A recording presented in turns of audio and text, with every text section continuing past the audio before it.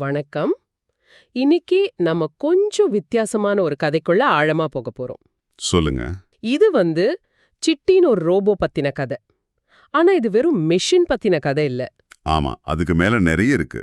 நம்ம கிட்ட இருக்கிற இந்த the kind robot Chitti story of love and care குறிப்புகளை வச்சு அன்பு, உதவி, அப்புறம் உண்மையான வலிமைனா என்ன, இது எல்லாம் இந்த ரோபோவோட பயனை எப்படி காட்டுதுன்னு கொஞ்சம் அலசலாமா?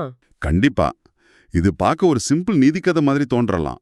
ஆனா நீங்க சொன்ன மாதிரி டெக்னாலஜி, மனுஷ உணர்வுகள், சமூகம் இதெல்லாம் எப்படி ஒன்னோட ஒன்னு பின்னி பணிஞ்சிருக்குன்னு யோசிக்க வைக்கிற மாதிரி நிறைய விஷயம் இதுல இருக்கு. கரெக்ட். டாக்டர் வாசின்னு ஒரு விஞ்ஞானி அவர் உருவாக்குன சிட்டி எப்படி ஒரு கருணையுள்ளம் கொண்ட ஹீரோவா மாறுது, ம், அதுக்கு என்ன தடைகள் வருது, அதை எப்படி தாண்டி வருது, இதெல்லாம் கொஞ்சம் விரிவா பார்க்கலாம். ஆமா, முக்கியமா இந்த கதைய சொல்றது மட்டும் நம்ம நோக்கம் இல்ல, அதுக்குள்ள என்னென்ன அர்த்தங்கள் இருக்குன்னு தேடணும். சரி, அப்போ டாக்டர் வாசியோட லேப்ல இருந்து ஆரம்பிக்கலாமா? சிட்டியோட உருவாக்கம் எப்படி சொல்லிருக்காங்க? டாக்டர் வாசி அவரை ஒரு லட்சியவாதியா காட்டுறாங்க. மக்களுக்கு உதவ ஒரு ரோபோ வேணும், அது அவரோட கனவு. ஓ, மூலக்குறிப்புகள்ல பாத்தீங்கன்னா அவரோட லேப் வெறும் கருவிகள் இருக்கிற இடம்னு சொல்லல. அது ஒரு கனவு நனைவாகிற இடம், ரொம்ப பிரகாசமா இருக்குன்னு வர்ணிச்சிருக்காங்க. அப்போ அவர் வெறும் ஒரு மெஷினை உருவாக்க நினைக்கல. இல்ல, அவர் வெறும் பயனுள்ள மிஷினை மட்டும் உருவாக்கல. அதுக்கும் மேல ஒரு நல்ல ரோபோவை, உலகத்தையே சந்தோஷமா மாத்தக்கூடிய ஒன்னு உருவாக நினைச்சிருக்காரு. இது கேட்கவே நல்லா இருக்கு. பல மாச உழைப்பு, அப்புறம் சிட்டிக்கு உயிர் வருது. அந்த நீலக்கண், பளபளன்னு முதல் வார்த்தை ஹலோ டாக்டர். ஆமா, இந்த மூமெண்ட் இது ஏன் இவ்ளோ முக்கியம்னு நீங்க நினைக்கிறீங்க? பாருங்க, இது வெறும் ஒரு மிஷின் ஆன் ஆகுற மொமெண்ட் இல்ல. இது ஒரு உறவோட ஆரம்பம் மாதிரி காட்டப்படுது. உறவு? ஆமா, டாக்டர் வாசி அதுக்கு சிட்டின்னு பேர் வைக்கிறாரு. அதுக்கு நட்பு, உதவின்னு கத்துத்தரேன்னு சொல்றாரு. இதெல்லாம் வச்சு பார்க்கும்போது அவர் அது ஒரு சக உயிரா பார்க்க தயாரா இருக்கிறாருன்னு தெரியுது. இது வெறும் ப்ரோக்ராமிங்கையும் தாண்டி போகுது பாருங்க, ஒரு பிணைப்புக்கான விதை மாதிரி. அந்த பிணைப்பு சிட்டியோட கற்றல் பருவத்துல இன்னும் நல்லா தெரியுது இல்லையா? ஆமா ஆமா, சிட்டி ஒரு குழந்தை மாதிரி உலகத்தை கத்துக்குதுன்னு சொல்றாங்க. மரத்தடியில உட்கார்ந்து குழந்தைங்களோட சித்திர புத்தகமெல்லாம் பார்த்து சிரிச்சு. ஆமா, இது வெறும் டேட்டாவா ஃபீட் பண்றதுக்கும் இதுக்கும் என்ன வித்தியாசம்? அதுதான் ரொம்ப முக்கியமான வித்தியாசம். சிட்டி ஒரு டேட்டா பேஸ் மாதிரி உருவாக்கப்படல. அது சூழலோட இன்டராக்ட் பண்ணுது, அனுபவத்துல கத்துக்குது. ஓஹோ. டாக்டர் வாசியோட அன்பு, அந்த குழந்தைங்களோட சிரிப்பு, மரம், பறவைங்க, இந்த சூழல் இருக்குல்ல, அதுதான் சிட்டிக்கு கருணை, நட்பு இந்த மாதிரி குணங்களை கத்துக் கொடுக்குது. இது நம்ம ஆர்டிஃபிஷியல் இன்டெலிஜென்ஸ் பத்தின பொதுவான பார்வை இருக்கே, அதை கொஞ்சம் கேள்வி கேக்குது. எப்படி?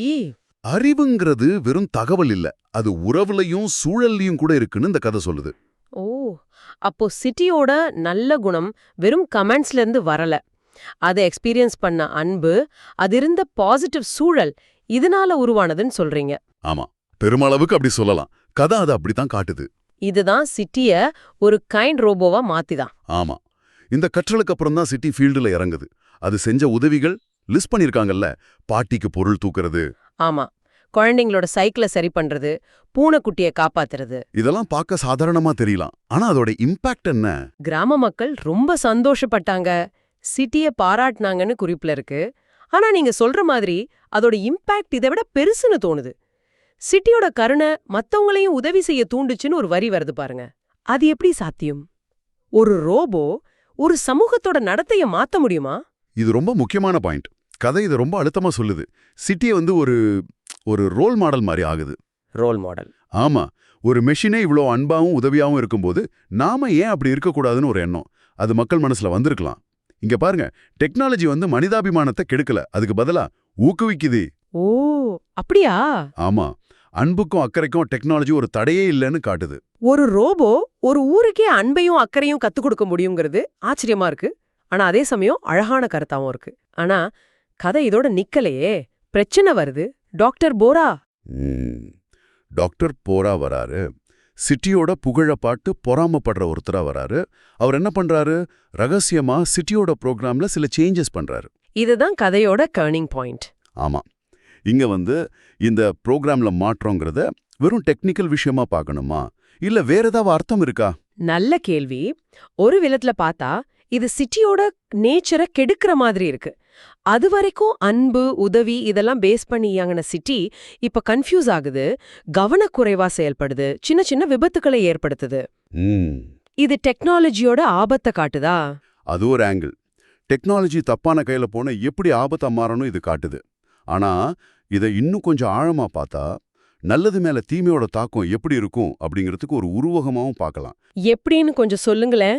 சிட்டியோட புரோகிராம்ங்கிறது அதோட பேசிக் குணம்னு வச்சுக்கிட்டா, போரா அதை திருத்துறது மூலமா அதோட நல்ல குணத்தையே சிதைக்க பார்க்கறாரு. அதனால மக்கள் பயப்படுறாங்க. டாக்டர் வாசி ரொம்ப அப்செட் ஆகிடுறாரு. ஆனா டாக்டர் வாசி நம்பிக்கை இழக்கலையே. சிட்டிய மறுபடியும் நல்லவனா மாத்துவேன்னு உறுதி சொல்றாரு. இத அவர் சிட்டிய வெறும் மெஷினா பார்க்கலன்னு மறுபடியும் காட்டுது. ஒரு அப்பா தம் பிள்ளையோட தப்ப சரி செய்ய நினைக்கிற மாதிரி இருக்கு. கரெக்ட், ரொம்ப சரியா சொன்னீங்க. அந்த பிணைப்பு தான் நம்மள அடுத்த சீனுக்கு கூட்டிட்டு போகுது, அந்த சோகமான தருணம். ஆமா.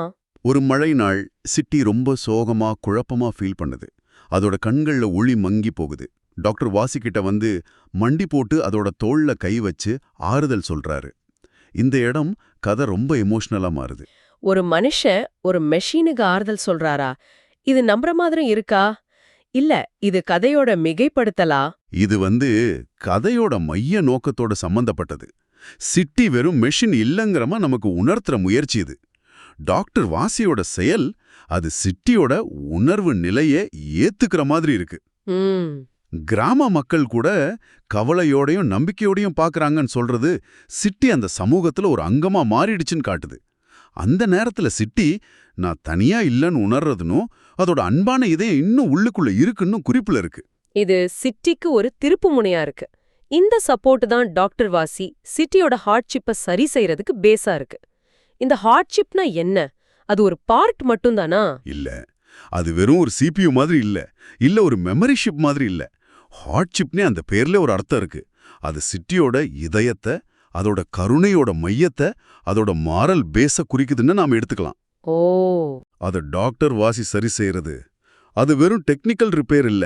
அது சிட்டியோட அடிப்படை நல்ல குணத்தை மீட்டெடுக்கிற ஒரு முயற்சி. அது சரி செய்யும்போது ஒரு மென்மையான நீலம், தங்க நிறம் அந்த மாதிரி ஒளி அவங்கள சுத்தி இருந்ததா வர்ணிச்சிருக்காங்க. இதுவும் ஒரு சிம்பலா இருக்குமோ? கண்டிப்பா. நீலம்ங்கிறது சிட்டியோட கண்கலர், அதோட அமைதியான குணம், அதை குறிக்கலாம். தங்கம்ங்கிறது தூய்மை, வேல்யூ, இல்லனா ஒரு தெய்வீக தன்மை, அப்படி ஏதாவது குறிக்கலாம்.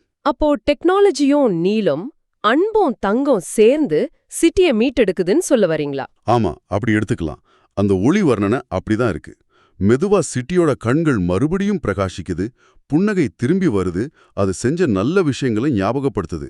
இதெல்லாம் அதோட ஆன்மா திரும்ப கிடைச்ச மாதிரி காட்டுது. டெக்னிக்கல் பிரச்சனைய சரி செய்யறது மட்டும் இல்ல, சிட்டியோட நல்ல குணத்தை மீட்டெடுக்கிறது தான் முக்கியம்னு இது சொல்லுது. ஊரே மறுபடியும் சந்தோஷப்படுது. அடுத்து ஹீரோவோட ரீஎன்ட்ரி. ஆமா, சிட்டி மறுபடியும் ஊருக்குள்ள வருது, மக்களுக்கு ஹெல்ப் பண்ணுது, பூனைகளை காப்பாத்துது. ஆனா இந்த தடவை அதோட செயல்கள் வெறும் கடமைக்காக இல்ல, ஒரு மீட்டெடுக்கப்பட்ட நோக்கத்தோட செய்யற மாதிரி தோணுது. நகர சதுக்கத்துல காப்பாத்தின நாய்க்குட்டியோட சிட்டி ஒரு ஹீரோ மாதிரி நிக்குதுன்னு ஒரு காட்சி வருதுல்ல, அது அதோட ரீபர்த் கொண்டாடுற மாதிரி. மக்கள் ஆரவாரம் பண்றது, கலர் கலரா பேப்பர் பறக்குது, சூரிய ஒளி பொன்னிறமா பிரகாசிக்குது. இதெல்லாம் வெறும் செலிப்ரேஷனா இல்ல வேற எதுவும் அர்த்தம் இருக்கா? இது வெறும் கொண்டாட்டம் இல்ல, அதுக்கும் மேல சமூகம் சிட்டிய மறுபடியும் ஏத்துக்கிட்டதுக்கான அடையாளம் இது. ஓ, அப்படியா? ஆமா, சிட்டி செஞ்ச தப்புகளுக்கு அப்புறம் அதுக்கு காரணம் போறனாலும் மக்கள் அதை மன்னிக்கவும் அதோட நல்ல குணத்தை நம்பவும் தயாரா இருக்காங்க. இது மன்னிப்போட முக்கியத்துவத்தையும் தீமைய நல்லது ஜெயிக்குங்கிற நம்பிக்கையும் காட்டுது. சூரிய ஒளி பிரகாசிக்கிறது இருள் போய் வெளிச்சம் வந்த மாதிரி. அப்போ கதையோட கிளைமேக்ஸ் இதுதானா? இல்ல, உண்மையான கிளைமேக்ஸ், கதையோட சாராம்சம் அது அடுத்த சீன்ல வருது. சிட்டியும் டாக்டர் வாசியும் ஒரு குன்று மேல நின்னு கீழே தெரியற ஊரை பார்த்துட்டு இருக்காங்க. சூரிய அஸ்தமனம், ஆரஞ்சு பிங்க் கலர்ஸ், ரொம்ப அமைதியான சூழல். இந்த காட்சி ஏன் முக்கியம்? ஏன்னா அங்கதான் டாக்டர் வாசி அந்த முக்கியமான லைனை சொல்றாரு. வலிமையா இருக்கிறது நல்லதுதான், ஆனா அன்பா இருக்கிறது அதை விட சிறந்தது.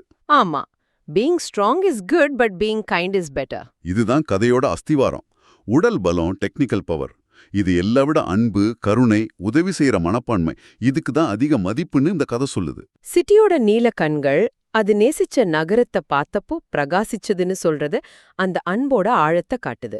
சிட்டி இப்ப வெறும் வலிமையான ரோபோ இல்ல, அன்ப உணர்ந்த, அன்ப பகிரக்கூடிய ஒரு முழுமையான கேரக்டரா மாறிடுச்சு. இது ரொம்ப திருப்தியான முடிவு மாதிரி தெரியுது. ஆமா, கடைசியா கதியோட நீதி அது ஒரு காட்சி மூலமா சொல்லப்படுது. வானத்துல ஒரு மாயாஜால ஒளி இருக்கிற இதயம் மிதக்குது. குழந்தைங்க அதை பார்த்து சிரிச்சு கை நீட்டுறாங்க. ம், அந்த இதயத்துக்கு கீழே ஒரு வாசகம், உண்மையான வலிமை கருணையிலிருந்தோ அன்பிலிருந்தோ வருகிறது. ஆஹா, மொத்தத்துல இந்த கதை சொல்ல வர முக்கியமான நீதின்னு பார்த்தா, ஆமா.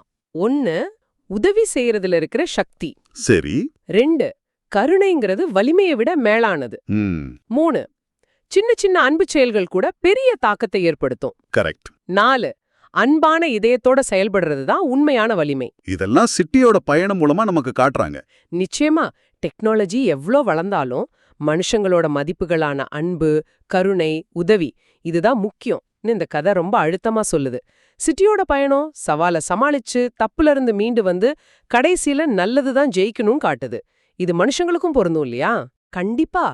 இங்க நாம கவனிக்க வேண்டிய ஒரு முக்கியமான விஷயம், வலிமைங்கிற வார்த்தைக்கு அர்த்தத்தையே இந்த கதை மாத்தி சொல்லுது. எப்படி? பொதுவா வலிமைனா பிசிக்கல் ஸ்ட்ரெங்த் இல்ல அதிகாரம்னு நினைப்போம். ஆனா இங்க மத்தவங்க கிட்ட அன்பு காட்டுறதும் அவங்களுக்கு உதவி செய்யறது தான் உண்மையான வலிமை, உண்மையான ஹீரோயிசம்னு சொல்றாங்க. சரிதான். இது வலிமைய ஒரு மாரல் குவாலிட்டியா, ஒரு இமோஷனல் பவரா காட்டுது. பிசிக்கல் பவரை விட இன்னர் ஸ்ட்ரென்த்துக்கு இம்பார்ட்டன்ஸ் கொடுக்குது. சிட்டி டெக்னிக்கலா ரொம்ப ஸ்ட்ராங்கா இருந்தாலும் அதோட உண்மையான பலம் அதோட கருணையில தான் இருக்கு. இந்த கதை நிறைய இன்ட்ரெஸ்டிங்கான கேள்விகளை எழுப்புது. இப்ப நான் உங்ககிட்ட ஒரு கேள்வி கேட்கலாமா? கேளுங்க. சிட்டி மாதிரி ஒரு புரோகிராம் செய்யப்பட்ட கருணைன்னு சொல்லலாமா? அப்படி ஒன்னு இருக்கிற ஒரு கேரக்டர் நம்ம சமூகத்துல நாம எதுக்கெல்லாம் முன்னுரிமை கொடுக்கறோம் அப்படிங்கறத பத்தி நம்மள எப்படி யோசிக்க வைக்குது? இது ஒரு நல்ல கேள்வி. சிட்டியோட கருணை அது நிஜமான உணர்வா இல்ல ரொம்ப நல்லா பண்ண ஒரு புரோகிராமிங்கோட ரிசல்ட்டா? இந்த கேள்விய கதை முழுசா தீர்க்கல. ஒருவேளை அது முக்கியமும் இல்லையோ என்னமோ. அதோட செயல்கள் கருணையா இருக்கு, அதோட தாக்கம் பாசிட்டிவா இருக்கு. நாம உருவாக்குற டெக்னாலஜில இது மாதிரி ஹியூமன் வேல்யூஸை எப்படி உள்ள கொண்டு வர முடியும்? டெக்னாலஜி நம்மள இன்னும் மனிதாபிமானம் உள்ளவங்களா மாத்த உதவுமா இல்ல நம்ம கிட்ட இருந்து அதை தூர கொண்டு போகுமா? டெக்னாலஜிங்கிறது ஒரு கருவி தானே, அதை நாம எப்படி பயன்படுத்துறோங்கிறதுல தான் அதோட தாக்கம் இருக்கு. சிட்டியோட கதை டெக்னாலஜிய அன்பு, கருணை இதெல்லாம் பரப்புறதுக்கு ஒரு கருவியா பயன்படுத்த முடியுங்கிறதுக்கு ஒரு கற்பனையான உதாரணம் மாதிரி இருக்கு. ஆமா. இந்த சிந்தனைகளோட உங்களை விடுறோம். நீங்க என்ன நினைக்கிறீங்க? சிட்டியோட கதை உங்க மனசுல என்ன மாதிரி தாக்கத்தை ஏற்படுத்துச்சு? இத பத்தி கொஞ்சம் யோசிச்சு பாருங்க. அடுத்த ஆய்வில் சந்திப்போம்.